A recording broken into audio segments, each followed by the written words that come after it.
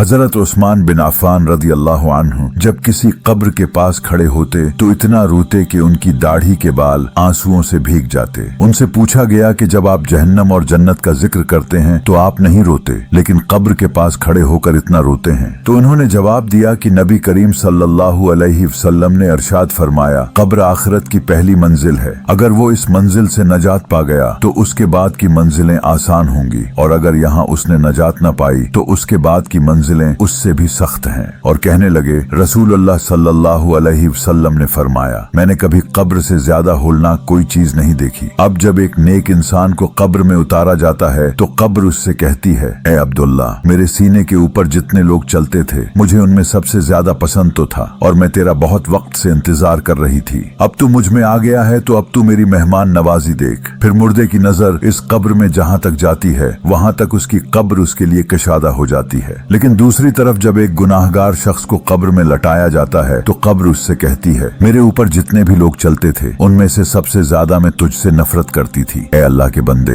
मैं तुझे सबसे ज्यादा नापसंद करती थी और मैं तेरा बहुत वक्त से इंतजार कर रही थी। आज जब तू मेरे अंदर आ गया है तो अब तू मेरा गजब देखेगा, मेरा गुस्सा देखेगा। और फिर उसके बाद कब्र इस गुनाहगार शख्स को इतनी जोर से जकड़ेगी कि उसकी पसलियां एक दूसरे के अंदर घिस जाएंगी। जब नबी करीम सल्लल्लाहु अलैहि वसल्लम यह सब कुछ बयान कर रहे थे तो आप सल्लल्लाहु अलैहि वसल्लम ने अपने दोनों हाथों की अंगुलियों को इस तरह आपस में घुसाकर बताया कि इस तरह से पसलियां आपस में घुस जाएंगी। उसके बाद मुनकर और नकीर आएंगे, जिनके बारे में बताया गया है कि उनकी आंखें बिजली की तरह चमक रही होंगी और उनकी आवाज बिजली की गरज जैसी होगी। उनके दानत बेल के सेंगों की तरह होंगे और उनके बाल उनके पैरों तक पहुंच रहे होंगे। इनके एक कंधे से दूसरे कंधे का फासला बहुत ज्यादा होगा, इतना ज्यादा कि अगर कोई शख्स उनके एक कंधे से दूसरे कंधे तक जाने की कोशिश करे तो उसे कई दिन लग जाएं। फरमाया कि मुनकर और नकीर के दिल में जरा बराबर भी रहम नहीं होगा सिवाय मोमनीन के लिए। मुनकर और नकीर हर मुर्दे के पास जाएंगे और मुनकर व नकीर दोनों के हाथों में एक स्टील का हथौड़ा होगा। वो हथौड़ा इतना भारी होगा कि अगर पूरी दुनिया के जिन और इंसान मिलकर भी इस हथौड़े को उठाने की कोशिश करें तो उठाना तो दौर की बात, उसको जरा बराबर अपनी जगह से हिला भी न सकें। मुनकर और नकीर जब कब्र में एक गुनाहगार शख्स के पास जाएंगे तो इस तरह से जाएंगे कि उसके जिस्म की एक एक हड्डी टूटने लगेगी और उनके गजब और गुस्से को देखकर इस शख्स पर बेहोशी तारी होने लगेगी। मुनकर और नकीर हर मुर्दे से 3 सवाल करेंगे, मन रब्बुका, तुम्हारा रब कौन है? मा दीनुका, तुम्हारा दीन क्या है? मन नबीयुका, तुम्हारा नबी कौन है? मुनकर और नकीर कहेंगे, यहाँ देखो, पहचानो तुम कहाँ हो, इधर उधर देखो, दुनिया की जिंदगी खत्म हो गई है और अब तुम कब्र में हो, हमें बताओ तुम्हारा रब कौन है? अब ऐसा बिल्कुल नहीं है कि हर कलमा पढ़ने वाला मुसलमान इन 3 सवालों के जवाब आसानी से दे देगा, बल्कि इन 3 सवालों के जवाब सिर्फ वही मुसलमान दे पाएगा जिसने उस दुनिया के अंदर अल्लाह की मानी हो, दीन की मानी हो, नबी की मानी हो, ना कि अपने नफ्स की मानी हो, ना कि अपनी ख्वाहिश की मानी हो, ना कि उस दुनिया की मानी हो। तो अब वो मोमिन लोग जिन्होंने उस दुनिया की जिंदगी अल्लाह के हुक्म के मुताबिक गुजारी होगी वो आसानी से उस सवाल का जवाब दे देंगे। लेकिन काफिर और वो कलमा पढ़ने वाले मुसलमान जिन्होंने कलमा पढ़ने के बाद भी अल्लाह की नहीं मानी, वो इस सवाल का जवाब जानते हुए भी नहीं दे पाएंगे। वो लोग कहेंगे, हम नहीं जानते, हम नहीं जानते। कुरान मजीद में अल्लाह ताला ने इरशाद फरमाया, जिसका मफहूम कुछ यूं है, क्या तुमने इन लोगों को नहीं देखा जिन्होंने अपनी ख्वाहिश को अपना माबूद बना लिया? अब मुनकर और नकीर दूसरा सवाल करेंगे, तुम्हारा दीन क्या है? अब वो शख्स जिसने उस दुनिया की जिंदगी में इस्लाम पर अमल किया होगा उसके लिए इस सवाल का जवाब देना बहुत आसान होगा। लेकिन वो मुसलमान जिसने सिर्फ कलमा पढ़ा और अपनी जिंदगी को इस्लाम के मुताबिक नहीं गुजारा, इस्लाम के अहकाम नहीं माने, वो इस सवाल का जवाब जानते हुए भी नहीं दे पाएगा। जैसे जैसे मुनकर और नकीर सवालात करते जाएंगे, एक गुनाहगार शख्स का दिल खौफ से फटता जाएगा, क्योंकि उसे अपनी आखिरी मंजिल यानी जहन्नम, उसका अजाब और उसकी तकलीफ अपनी आंखों के सामने नजर आ रही होगी। और अब मुनकर और नकीर तीसरा और आखिरी सवाल करेंगे, तुम्हारे नबी कौन है? अब पहले की तरह एक मोमिन जिसने नबी करीम सल्लल्लाहु अलैहि वसल्लम के अहकामात को माना होगा, उनसे उनकी सुन्नत से मोहब्बत की होगी, उसके लिए इस सवाल का जवाब देना मुश्किल नहीं होगा। लेकिन दूसरी तरफ वो गुनाहगार मुसलमान जिसने उस दुनिया में कभी ये जानने की कोशिश ही नहीं की कि उसके नबी कौन है और ना ही उसने अपने नबी की सुन्नतों से मोहब्बत की,